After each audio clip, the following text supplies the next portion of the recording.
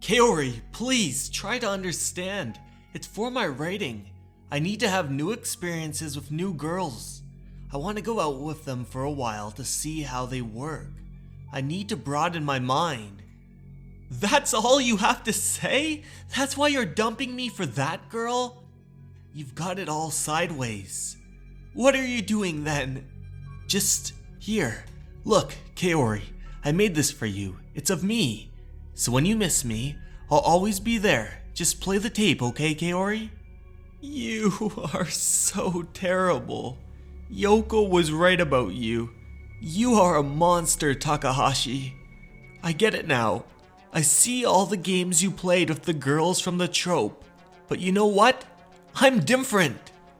You're not leaving me. Hey, Kaori, don't!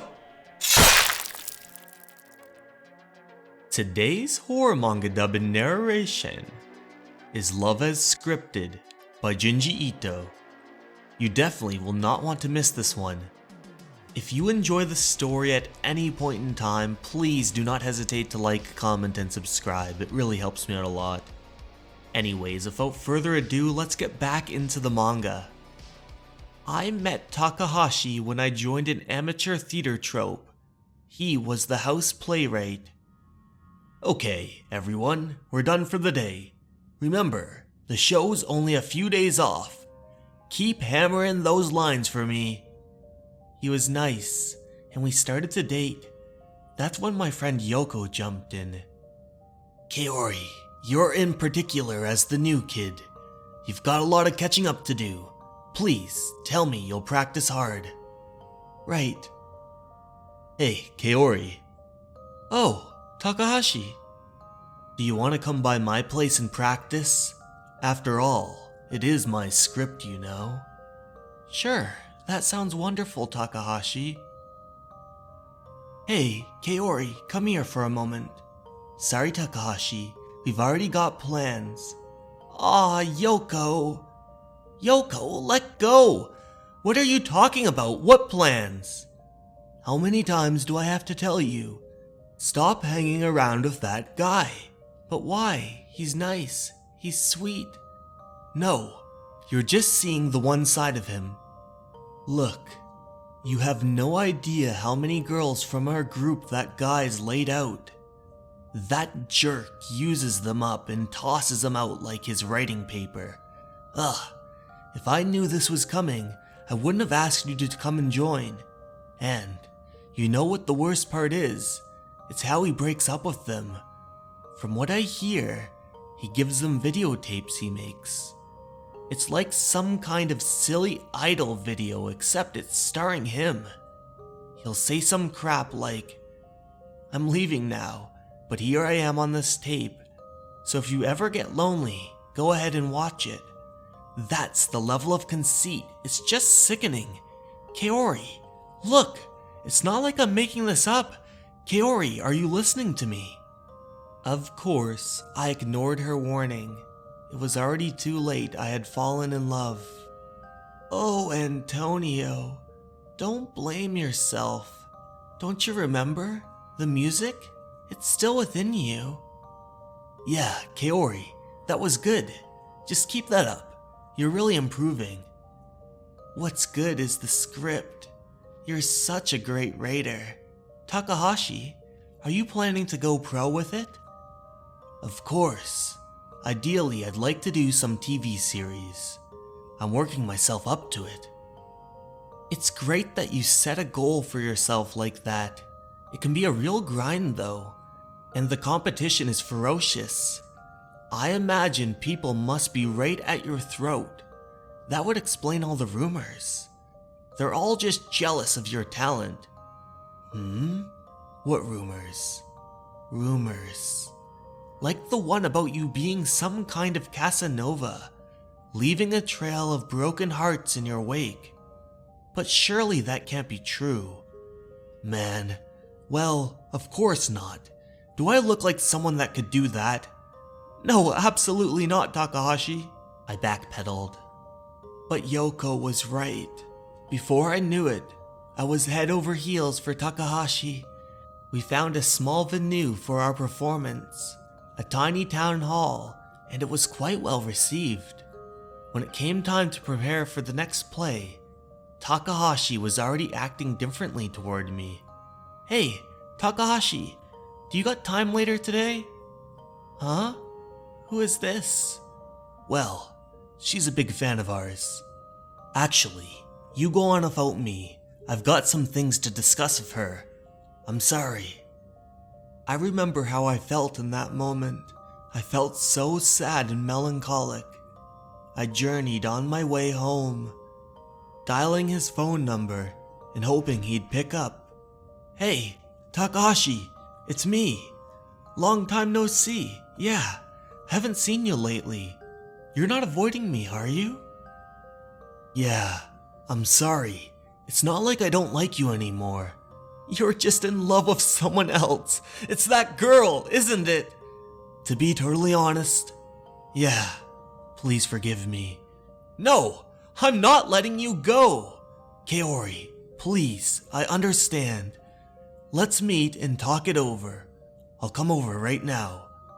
Listen, Kaori, be there for me." Then I sniffled on into the night, paralleling the way that I'm crying right now, Takahashi's blood-filled body behind me. What do I do? What should I do? I skirmished around the apartment, looking into the various rooms and closets, until I saw a notebook.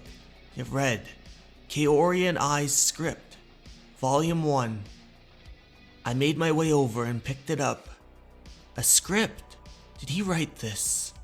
I studied it thoroughly, imagining the lines in each of our voices. Yeah, that's why my uncle's place in the country, as expected. Waiter there, tasty. I always envied this type of Shirley.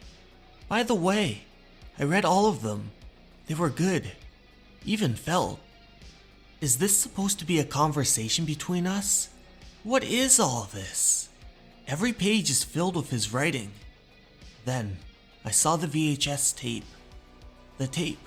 No, it can't. I put the tape into the VCR. Then a cold sweat went down my cheek.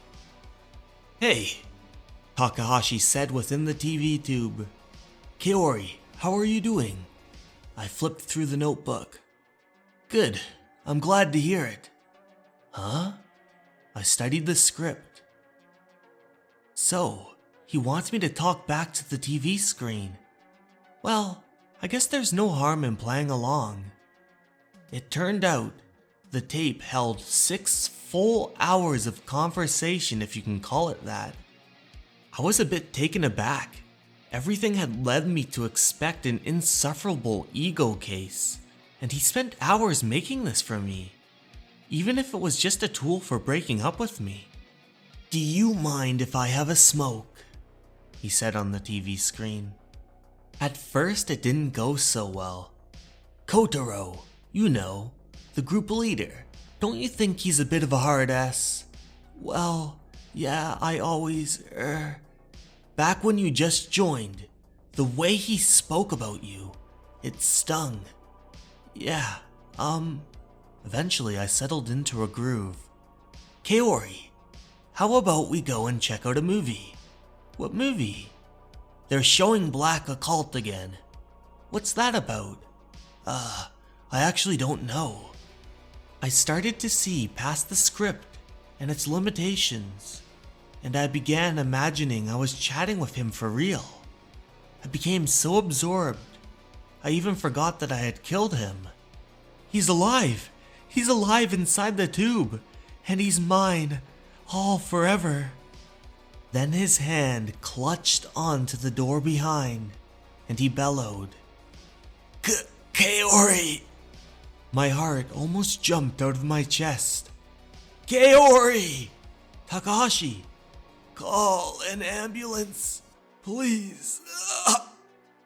"Oh, you're still alive. Oh no, oh dear, oh no." "Kaori, help me, please, quick, If I keep bleeding like this, I'm done for. Kaori. I had to think quickly. Do you understand? If I die, you'll be guilty of murder. Just help me, and I won't press charges. I mean, I won't even break up with you. I'll even marry you. Just, please. Takahashi, don't worry. It's all over now. I remember that moment. His smug expression dropped to one of fear. I don't need you anymore, Takahashi. You see, the Takahashi I love, he's over there. The two of us stared into the TV tube. Kaori, I love you. In that moment, all the hope left his eyes. I love you too, hon. I know you'll never betray me, not like you. What? What are you? You're just crazy. That's just a video. All it can do is repeat the same words over and over. You know how boring that will get? That's just it though. However much time passes, a truly great work will never fade. And your script is just incredible. No, don't! Kaori, please!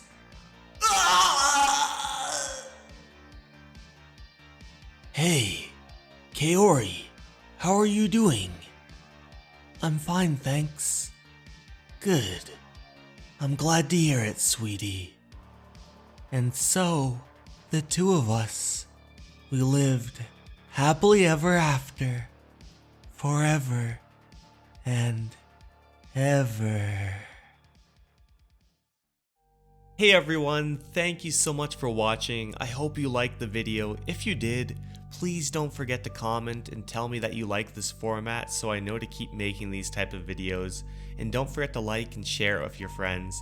Thank you so much for watching everyone, and remember, you're important and you matter.